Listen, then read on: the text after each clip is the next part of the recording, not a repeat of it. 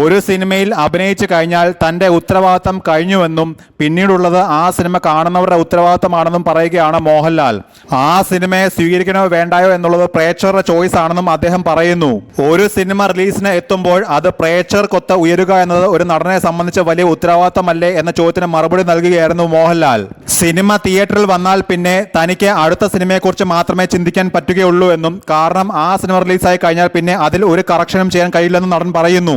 Cinema 8 നിലയിൽ പൊട്ടിയതിന്റെ ഉത്തരവാദിത്തം ഒരു നടന്റെ പേരിൽ ആരോപിക്കപ്പെടുന്നത് മലയാള സിനിമയിൽ മാത്രമായിരിക്കുമെന്നും മോഹൻലാൽ കൂട്ടിച്ചേർത്തു. എന്നാൽ മറ്റ് സ്ഥലങ്ങളിലൊക്കെ സംവിധായകരുടെ പേരിലാകും ആ സിനിമയുടെ പരാജയം ആരോപിക്കപ്പെടുക എന്നും അദ്ദേഹം പറയുന്നു.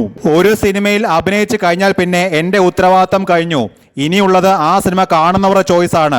ആ സിനിമയെ സ്വീകരിക്കണോ വേണ്ടായോ എന്നുള്ളത് പ്രേക്ഷകരുടെ ചോയ്സ് ആണ്. ആ സിനിമ ഷൂട്ട് ചെയ്ത് തിയേറ്ററിൽ വന്നാൽ പിന്നെ എനിക്ക് അടുത്ത സിനിമയെക്കുറിച്ച് മാത്രമേ ചിന്തിക്കാൻ പറ്റുകയുള്ളൂ. കാരണം ഒരു സിനിമ റിലീസായി കഴിഞ്ഞാൽ പിന്നെ അതിൽ ഒരു കറക്ഷനും ചെയ്യാൻ